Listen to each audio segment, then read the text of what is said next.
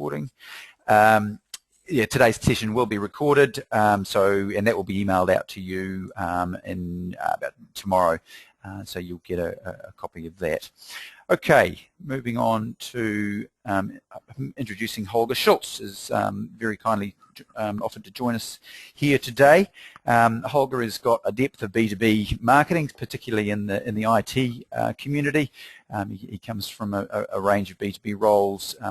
Today he's representing us as convener of the B2B technology marketing community on LinkedIn, sitting at about 58,000 members on that LinkedIn community, so very successfully attracted in a large audience in that space. He describes himself as taking a German engineering approach to B2B marketing, and obviously very successful with this group and other communities that he convenes. He's got something like 300,000 followers on LinkedIn at the moment. Holger joins us today from a very chilly Washington, DC evening. Good evening, Holger. Close to freezing and snowing today. I think it's about 27, 28 degrees and very hot and humid in Auckland today. You probably didn't want to hear that. Yeah, thanks for that reminder. Thanks, Hayden. So, Holger, we're going to just flick through. There's just one more slide for the attendees today. A reminder, you will get a free lunch, but please make sure that you give us your address details. If you didn't do that in the registration process, as you go, there's a survey, you can provide the details. But without further ado, let's put Holger on, and he'll take you through the presentation. Holger, you should have controls to be able to flick through the slides from this point forward. All right. Yes. Thank you, Hayden, and thanks again for having me. Yes, so content marketing really is going mainstream, right? As you indicated earlier, and B2B marketers are increasingly using content marketing tactics to engage B2B buyers with compelling content, to educate, to inform, entertain, and basically guide prospects along their buying journey. And so when we started to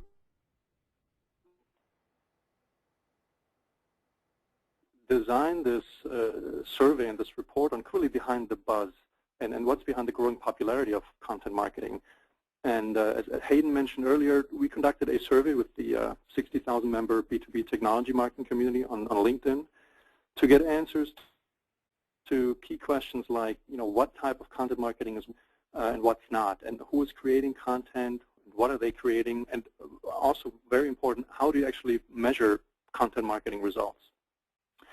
We received over 800 responses to the survey, so a very good number, very representative sample, if you will, and we're very excited to share the results with you over the next couple of minutes. So if you look at your screen right now, we distilled 5 key trends that we're seeing.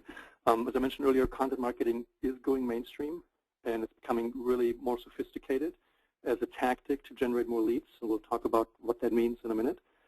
But particularly, we see that certain content assets, certain content types of content are becoming more popular as others are declining in popularity. And you probably guessed it, things like videos that are easy to consume, easy to watch, are rising in popularity, and other content assets, for example, white papers, are a little harder to consume. There's more to read, right? People don't have time anymore, so those are declining in popularity. More on that in a minute. We're also seeing that the vast majority of B2B marketers in our survey are increasing their content production over the next year, also increasing their budget, and we'll look at that in a minute. Some of the social channels that marketers use to distribute on and make it accessible their content are also changing. We see, for example, that YouTube is one of the social platforms that is gaining in popularity, used much more frequently, and that obviously makes sense if you look at what we just said about videos becoming more popular. At the same time, tool or social platforms like Facebook are losing ground, right? So B2B marketers see Facebook as less effective than they hoped. We'll talk about that in a minute as well. And another major finding is that marketing automation really is on the rise, right? So companies talked a lot about marketing automation in the last couple of years, but it's becoming more mainstream, it's becoming adopted. So we'll talk about that in a minute as well.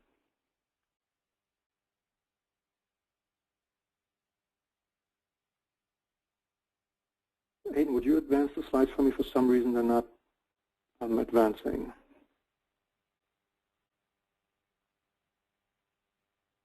So the first question we asked our audience in the survey, what are really your goals of content marketing? What do you want to accomplish, right?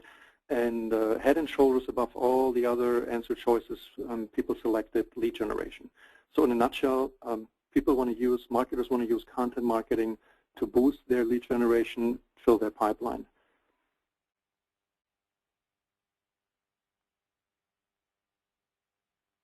Next slide, please. Sorry, Holger, just dealing with questions coming in from the floor. Here we go. All right. Then, and this second slide here is a little bit of a, you have to have good eyes to see the details on it. Hang on, let me just switch back to it.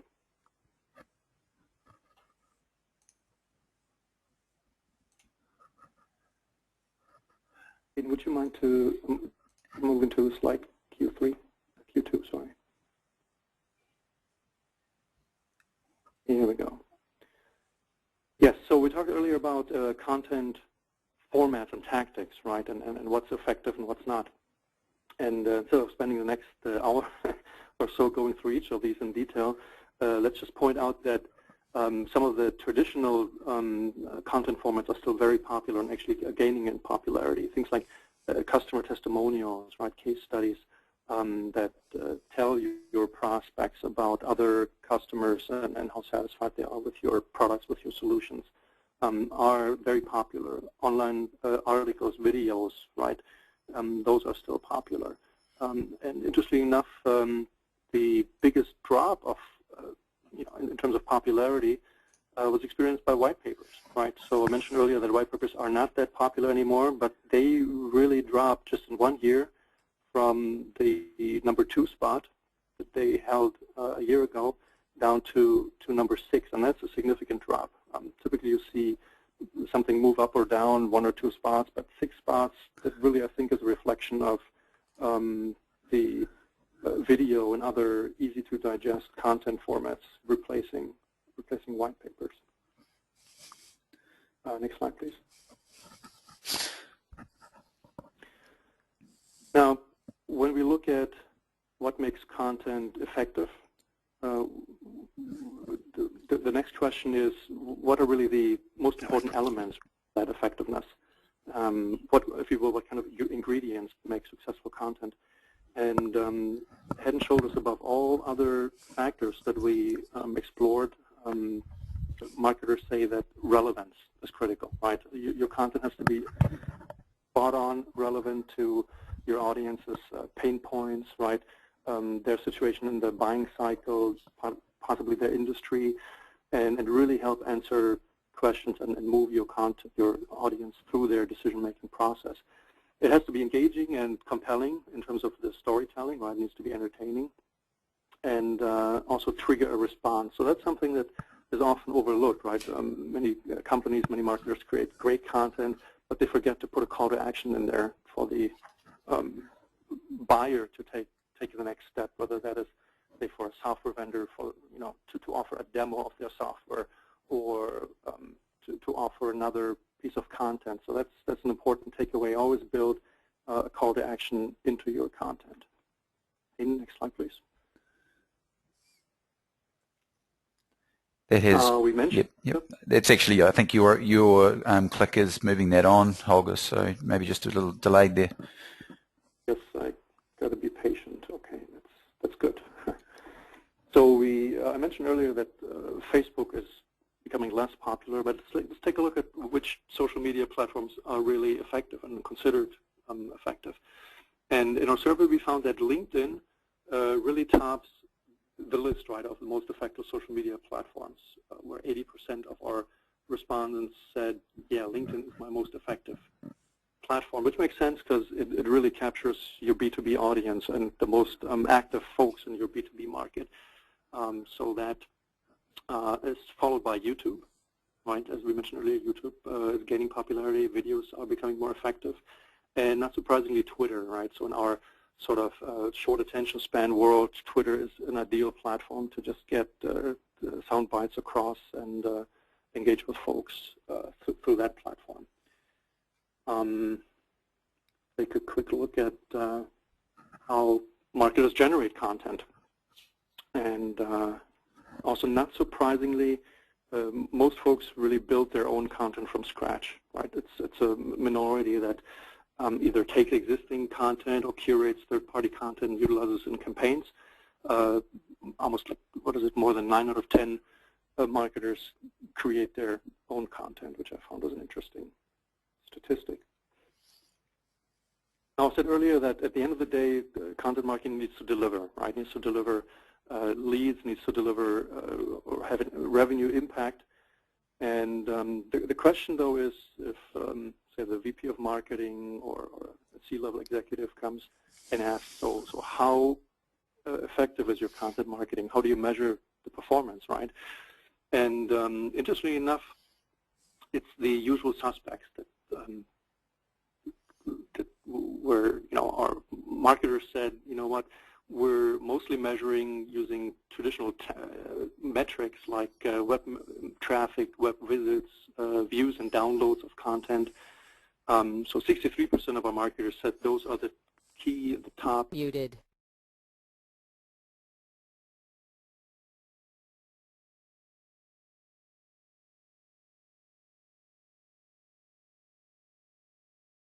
By that is closely followed by what I would say are the more relevant metrics, right? So at the end of the day, you want to impact sales. So you want to measure what impact did your content have to create leads that ultimately turn into opportunities, right, in terms of both quantity and quality.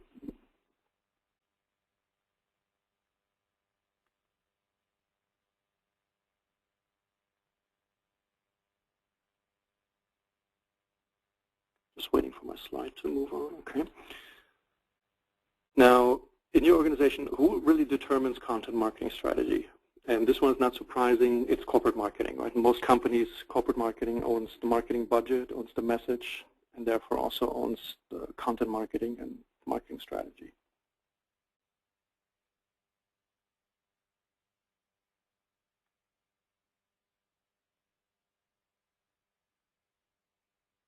At the same time, they are held responsible for creating that content, right? Obviously in collaboration with the domain experts in the company and product marketing and sales, but ultimately corporate marketing in most organizations creates content.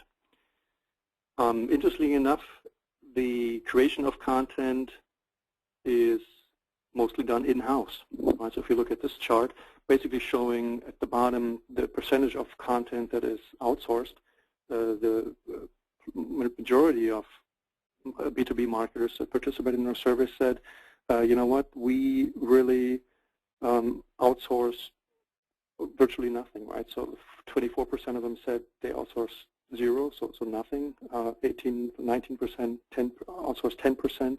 So you see, if anything, they outsource very little. So most of the content today is produced in-house. If they do outsource, the next question was, what type of content do you outsource, right? And videos, again, top the list. And that makes sense because videos are a little more complicated to design and to produce, and that's something that's best done by a specialist, by an agency, for example, right, that focuses on that type of content.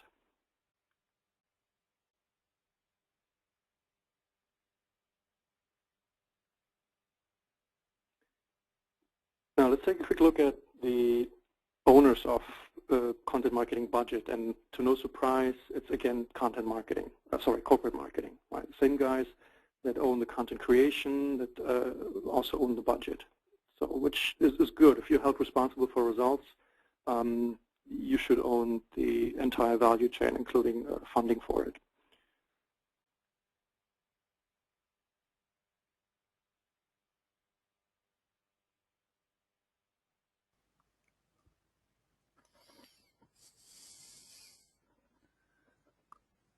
You still there, Holger? I've just got to cut out on audio. I'm still here. I'm trying to advance the slide real quick. Yeah, it seems we've got a bit of a bounce back and latency between here and Washington today, guys. So apologies for the issues we're having. I guess we're going to stumble our way through it. Yeah, we'll manage. So now, what's even more interesting? I mean, the previous slides, some of these corporate marketing answers that was expected. But what's interesting is what percentage of marketing budget is really allocated to content marketing. And here we have, so with the highest frequency, 20% of our B2B marketers said that about 20% of their budget, is allocated to content marketing, and that's a pretty high number if you think about it. And it'll be interesting to see how that is moving up or down over the next year or so as we do our next content marketing survey later in 2014. All right, moving on to the next slide.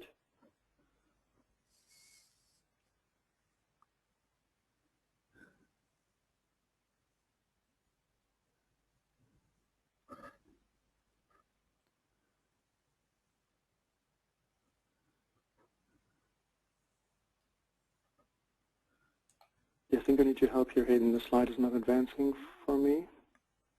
Okay. Here we go. So question 13, okay. Yeah? Yep. Quick snapshot on when we asked our audience, so things, are you going to produce more content, less, the same? And the overwhelming majority, over 80% of B2B marketers are saying, yes, we're increasing content production. And significantly so, a third of them, right? So 32% of marketers are significantly ramping up content production. That's all in line with what we saw earlier, right? With content marketing really becoming more important as a strategy to really drive leads, drive engagement, and impact pipeline. Next slide, please. Here we go.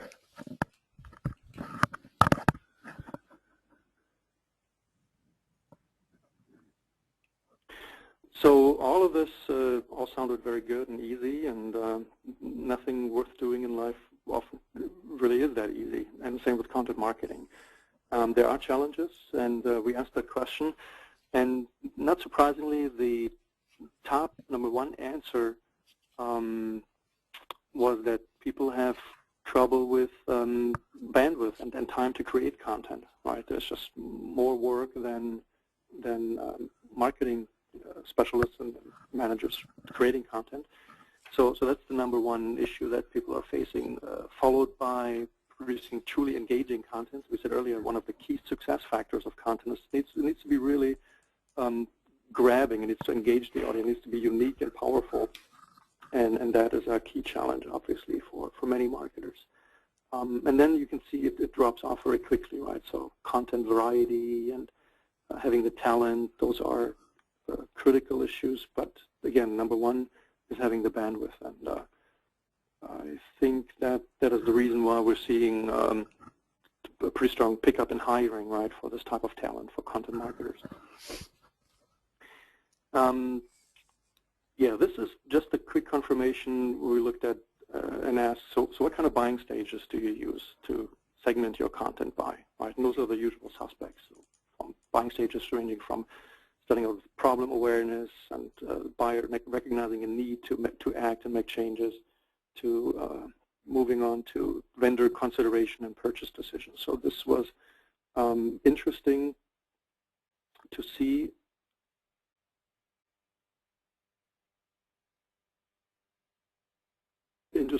And then in the next question we asked, okay, how do you segment, right? How do you segment your audience?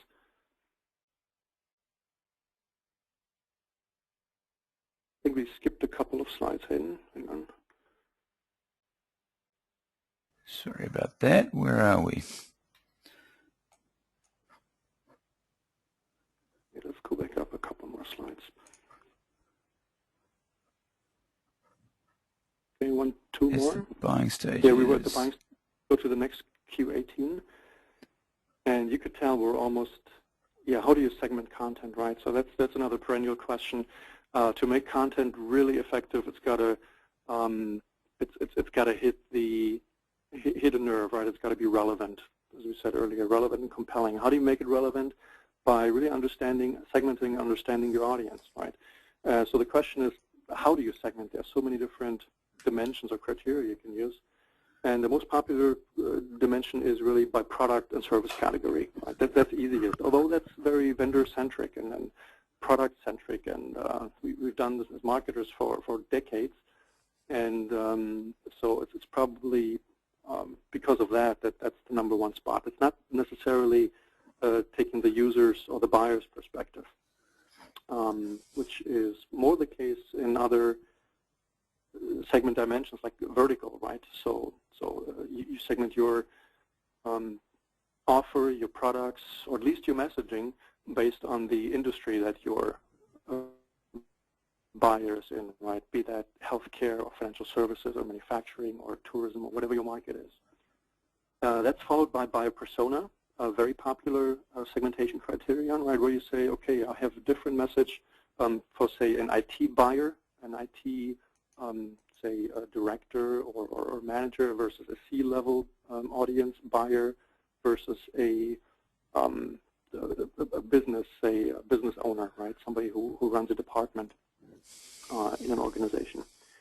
So that was quite interesting, and I think interestingly enough, the less popular segmentation criteria are often the most effective ones, right? Where you start segmenting by pain point, like what are the specific issues, problems somebody's trying to solve, by stage in the buying cycle,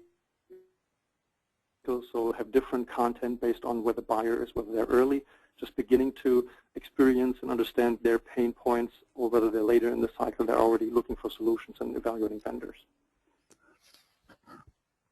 Moving on to the next slide.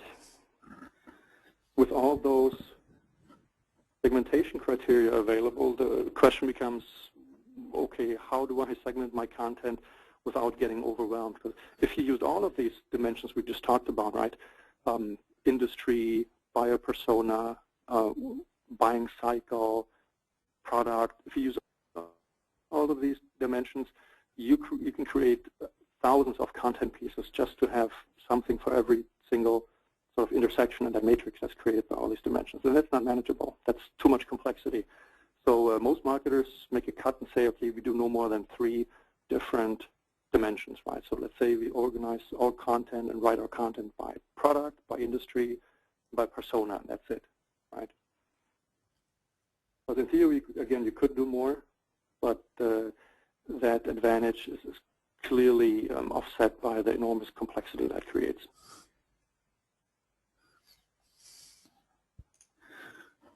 We've gone too far through again. Where are we? 18, Holger? 18, all right. Marketing automation. So adoption is on the rise, as I mentioned earlier. And over, I think it's like 37% of marketers are already using marketing automation to generate leads. 36% say they're using it to nurture and better nurture leads. And it's also interesting that 39%, that's the plurality, right, if you will, of our audience, don't use marketing automation yet. So it's still fairly early in its life cycle. And probably also different depending on the region. So I think in the US, marketers started deploying and utilizing marketing automation a couple of years ago. Now I'm seeing a lot of adoption of marketing automation in Europe. And I think in Australia there's a strong uptick in the use of marketing automation.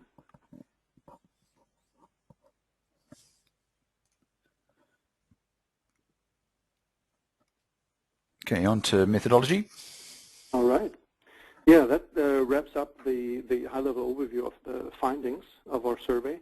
And yeah, as you can tell, if you just look at industry and role and job title and all those good things, you can tell that most of our audience really are marketers, right, in some sort of marketing, advertising, communications role. They come from software, high-tech, and advertising organizations, right, some consultants in there. And most of them are really at the level where they not only influence the decision, but they actually have to execute, right, and have to make it happen. So it's manager, director level titles, and so I think from that perspective, the results are really a reflection of not just an aspiration, but of reality of what managers are experiencing day-to-day in marketing automation. And finally, if you want to download the report, I think on the next slide we have a link that takes you straight to yeah, I've just sent a note out to everyone just with today's sort of stumble through. We'll send the whole presentation out to everyone attending. So I guess, Holger, if that's sort of the end of your presentation, we'll get into some of the questions that have come in. And thanks, folks, for an active audience today. So, some very good questions flowing through. I do apologise for some of you have obviously had some issues with hearing things. But hopefully the recording and the presentation will fill any gaps for you. So one question in from Sharon early on, and you were talking about the use of the content generation for lead generation, and I guess just drilling into that a little bit. Often it's a difficult lead when you get one through social media for anything that you can actually action. So maybe just talk a little bit about actionable leads and how you can feed a lead funnel when coming off your content marketing activities, and particularly those social leads, Holger. Yeah, great question. So I found the lead source, as you said, right, social media often delivers leads that may not be of the same quality as, say, somebody who came to your website through Google and downloaded a white paper, right?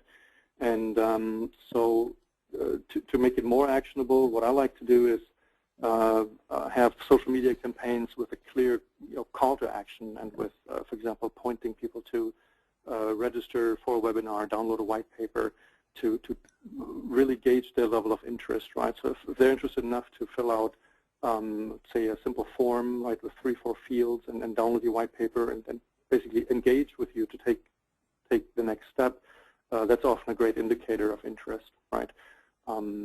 That's one piece of experience that I have. Hayden, does that make sense? Yeah, and so I guess what you're really driving at there is that the content you're creating always needs to be leaning towards a call to action, but it doesn't need to be it's be all and end all. It's deliver some value and ask in return for some value back. I think is probably exactly where it comes from. So the combination of social media and content is quite interesting, right? So if you find a way to, for example, expose your say LinkedIn followers or Twitter followers to your content, right? For example, on LinkedIn, if you promote your content to LinkedIn groups like the B2B Technology Marketing group or other groups, depending on your vertical, right, your industry that you're in, or the type of audience you want to reach, right? Things like have your content sent to entire groups through the group manager, right? Very, very powerful tactics that help you really get results out of your social media and social marketing. Yeah. More than just, for example. Yeah. Okay. Paul poses a question, and I guess Twitter gets a lot of attention and noise and tweets.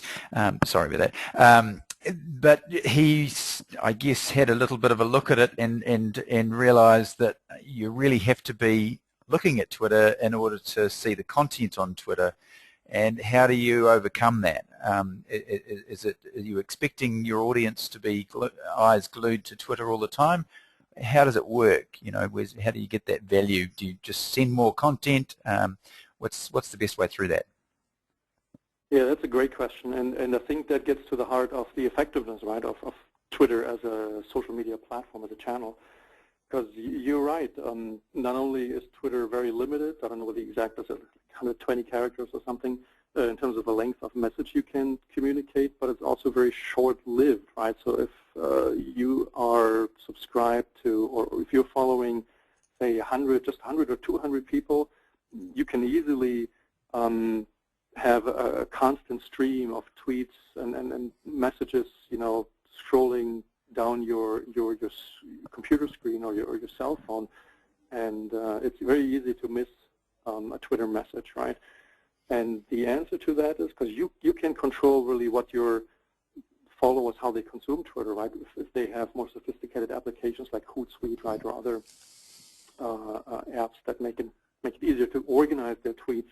If they don't have that, in my mind, the best answer is to increase the frequency of your tweets, right? So you have a better chance of your followers seeing one of your tweets. But the challenge still remains, right? As you said, there's just so much activity. It's hard to stay on top. And with that said, that makes Twitter important, but I think not one of the most effective social media platforms. In contrast, I think LinkedIn is really much more effective, right? Not only does it let you have more in-depth discussions and communication, right? You're not limited to those 120 characters, but also it's much less dynamic than Twitter, right? You really have a better shot at seeing somebody's contributions, for example, in the LinkedIn group, and then responding to it and having a real conversation, which is much, much harder on Twitter. Yeah, great.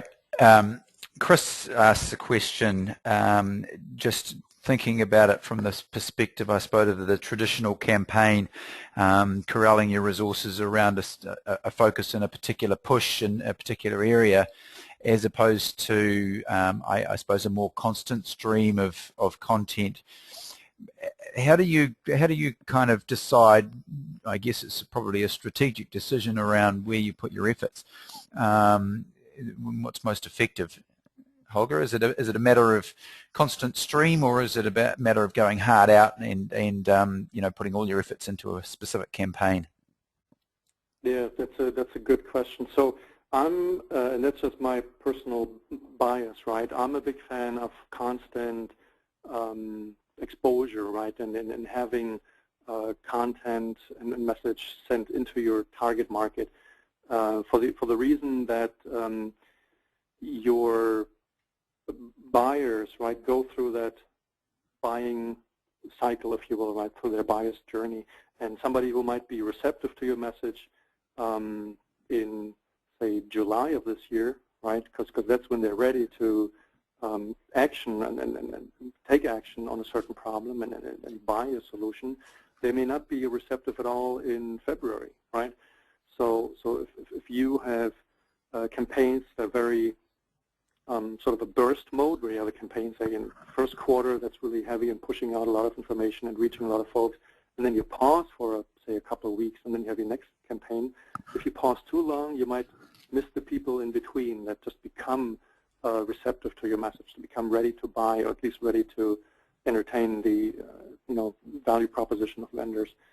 So that's one aspect. So I'm a big fan of constant stream. At the same time, that doesn't mean that you have to be broad, or you still want to be focused. You still want to target your segment, your verticals, your buyer personas that you want to target, and stay focused on that message, right? You don't want to be all things to all people, because then you're not relevant to anyone, worst case. And going back to the survey, relevance really is important, right? So again, I think it's both. It's focus in terms of segment, in terms of message, in terms of your value prop, and at the same time, it's constant stream to make sure you really reach buyers as they, in the thousands and millions of people, as they go through their buying cycles, right? Yeah, great. So it's about that constant effort. I'm afraid, Chris, you can't just do one-offs and expect a whole bunch of leads.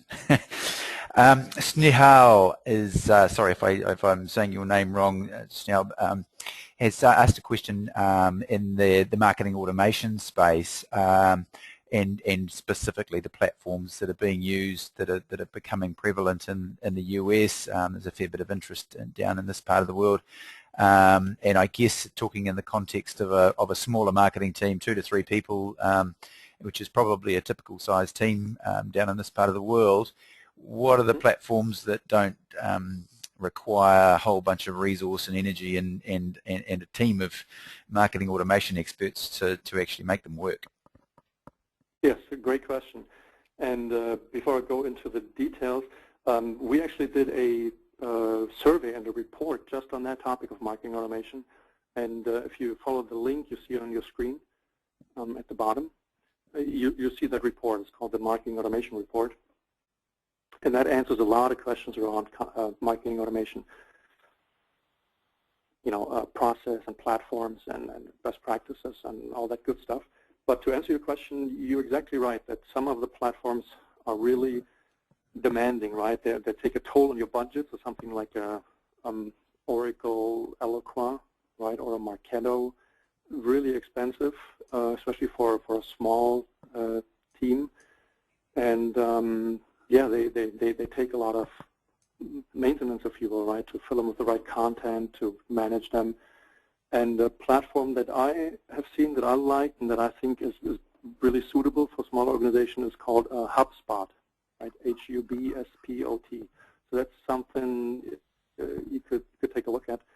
And if you download the report on that site that I'm linking to here on this page, you'll see a longer list of vendors that you could evaluate and take a look at. But HubSpot is really a company that stands out with a very usable, easy marketing automation and emailing platform that doesn't break the bank. Okay, a couple of questions in here around effectiveness and what's the most effective, and I guess the slide number 2 provides a little bit of an insight around custom testimonials and case studies, but up there right at the top is also the in-person events, the live attendance at events and getting along and I guess pressing the flesh. Do you see that's how do you explain that in amongst all of everything going online and digital and it's a busy slide, this one, but yeah, you did just get to it. You went too fast. How do you explain that in the context of the effectiveness of a digital activity? How do you see it, Holger? Yeah, digital versus in person, right? That's a great question.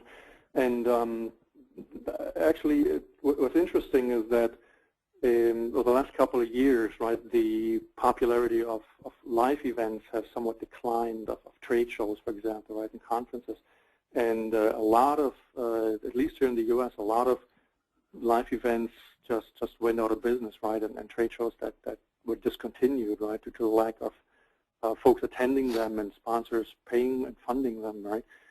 And that's I think that's indicative of the bigger trend, right, of folks making more decisions based on information they can find online and social media and other through Google, and so they rely less on sort of traditional channels.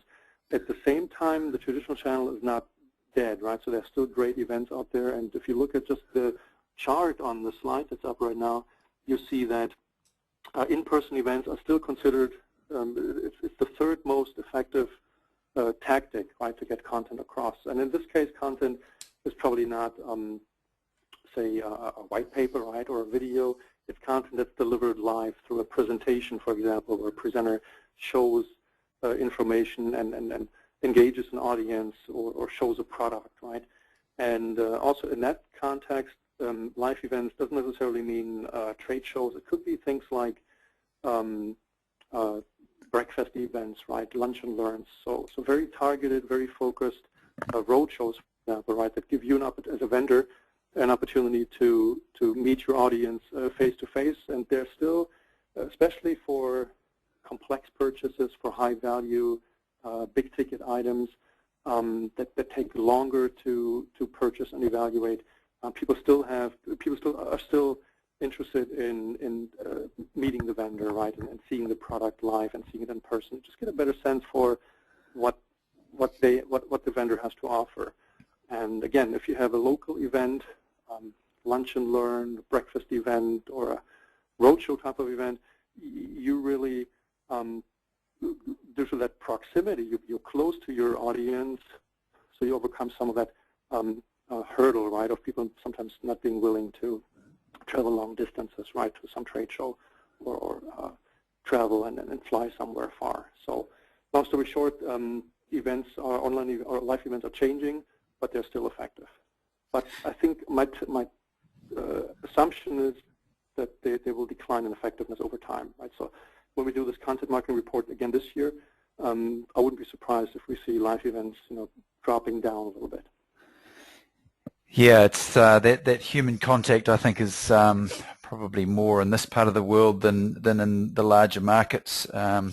Very much an element of people getting, yeah, we're humans after all. So, it might be social media, but we're social animals, and face-to-face contact can't be eliminated from building those relationships. One of the questions alluded to the traditional working with a PR agency around media release and the traditional, I guess, pushing that content out and plugging it, pitching it to your typical media organisations. And I know we sit at the end of that stream, and I know there are a lot of organisations that continue to spend a lot of money producing media releases that, for us, may not go particularly far because of relevance or because of appropriateness to the audience, but also just being served through that route. What was there anything specifically within the survey or your own perspective, Holger, around that? Yeah, I think we have not drilled down particularly, into public relations and PR. So I don't have a stat that I could point to, but my overall experience is that PR is still important. It has to change, like the role of the public relations agency has to change, right, in terms of adding value in the context of social media, right, and other platforms that people are using to consume information.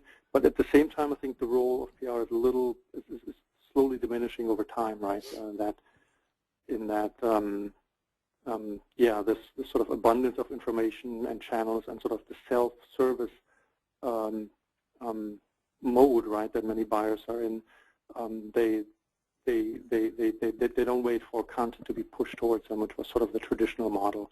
And PR agencies today, the good ones, they adapt, right, and they adapt to the new environment. They find ways to help their clients produce great content, right, and then deliver that content to the right audiences beyond just the traditional press release. Yeah, I would share that. So we haven't talked much today about your own website, a little bit in terms of what are the goals of content marketing, obviously driving it into your own website, but the value of fresh content onto your own site must be important from a search engine optimization, getting the Google results. How does that fit in with, how much does that drive your own content strategy? Should you be primarily concerned about feeding your own website, or is it external content that has the real value? That is a great question, right? I think the answer is both. And just from a perspective of reach, right, you want to make sure that your content is available on as many sites and as many networks and communities and platforms as possible. Obviously, they need to be relevant, right? But you want to be easily accessible on, say, LinkedIn. You want to be easily found through Google, right? You want to be, your videos need to be present on, say, Vimeo or YouTube. That's a given. At the same time, your website is still your #1 channel, right? For most companies it is. In that, at the end of the day, much of your content and calls to action, most of them, point back to the website and point back to a landing page that folks take and then register, right, to download a white paper, watch a webinar, watch a video, or download case studies. So with that said, you need both. You need the sort of your website to become a content hub, if you will, a central repository for all your content, ideally neatly organized in some fashion, right, so that people can find content based on their interest, right, based on their industry, maybe it financial services or healthcare or whatever industry they're in, based on their buyer persona, right, whether they have a more technical perspective or more business orientation based on their job. Also, if you can, right, based on their stage in the buying cycle. You don't have to make it complicated. You don't have to do like 10 different stages and phases. Just do 3, right? do something for somebody who is just aware of their problem, not quite sure how to solve it, and provide a lot of content to help and guide them, be helpful, right? Provide content for people that are somewhere in the middle of the funnel of their buying process, that understand their problem, they understand what generic solutions are available, they're now sort of trying to figure out which vendors they should put on their short list, right? And how to evaluate solutions, so you can provide content that helps there. And then things toward the end of the funnel where you provide reasons why a buyer should select you over the competition, right? Things like ROI calculators, right? Case studies, things like that, to really have compelling content to sort of nudge them and push them toward that, or pull them toward that buying decision in your favor. So that content hub, being your website, obviously needs to be complemented and surrounded by all these social media platforms, third-party sites, online communities that are relevant to your market and to your audience, that then, again, point back to your website. Long story, but try to compress it into a simple answer. Does that make sense? Yeah, look, absolutely. Just to the audience, it's coming up to the top of the hour. If you have got any more questions, we're pretty much dried up. There's one more here. But if you do have any more questions after listening to Holger's presentation, then get them in now. He's about to take off, and you've got him to answer directly. So get those questions in. Just one last one from Bruce, and I think it's a good one because a lot of our clients my clients deal with the issue of what stories to tell. You know, we're just a boring widget manufacturer. You know, we make widgets. That's it, day in, day out.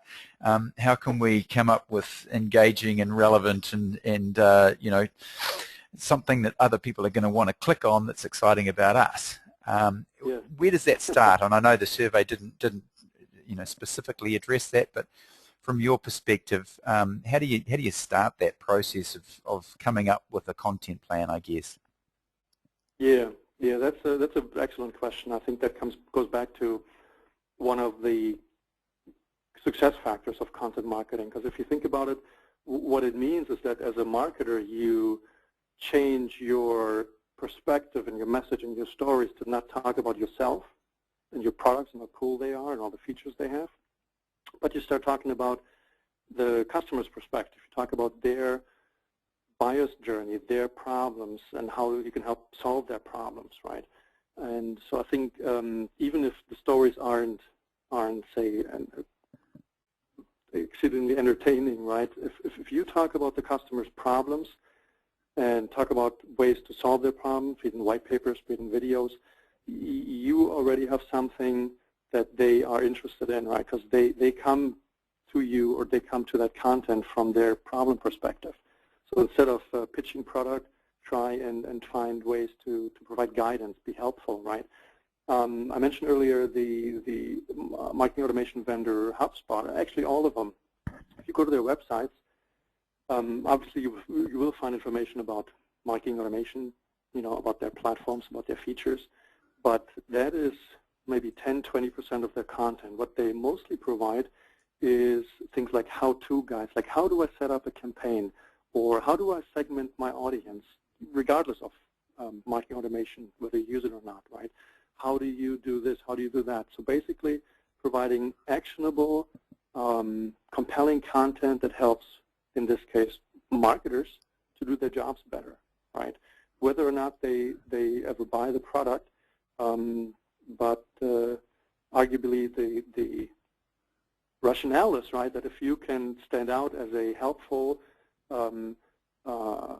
vendor, as somebody who can provide guidance and not just pitching product, you will be in a better position when it comes to the buyer making the purchase decision, right? So long story short, I think that is the first and most important step toward compelling content. Make it about the buyer, their problems, their pain, and their buyer's journey that they step through from problem to solution. Don't make it about yourself. Yeah, good advice, I think, Holger. And we're coming up top of the hour, folks. No more questions coming in, so I'll move to wrap things up. I think we've scrolled to the top, but I'll get back down to the bottom of the presentation. Just as you leave the webinar today, you will get a little exit survey that provides an opportunity to you get your address right, so you get your lunch voucher. There's a request there to get the full survey, but as I said earlier, we'll make sure that we get that sent out to everyone. Just we stumbled through a little bit today, and there is a lot of rich information in that you need a little bit of time to get through, so we will send that out to everyone. Zealand have also offered for attendees today to have a full audit of their website. So content is one aspect of that. The content management system, obviously. Zealand are a supplier of one of the leading New Zealand companies that are providing a content management system. Been doing it since year 2000, so they know a bit about websites and what works and what's effective. So they have a service whereby at no cost to you they can run through your website and give you some tips and feedback. One of them obviously is going to be using Zealand, but because they're a content and helpful organisation, they'll give you some stuff that doesn't mean you need to spend a dime. And it's one of the things about content marketing is that you can do it yourself. You don't need to go out and spend money, and most people do it themselves. So it's sitting there and just telling your stories is a key part of it. So yeah, Zealand is sponsored today. I think I pretty much just gave them, they've got about 100 staff, and they're based both in New Zealand and Australia. So do get in touch with them if you're interested in upgrading your website. Very good and effective bunch of people in that organisation. Okay, thank you very much everyone for attending, and particularly to Holger for your contribution today. We'll move to wrap things up right now, and we'll see you. Thanks, Holger. Over and out from me, and we'll see you next time. Bye, everybody.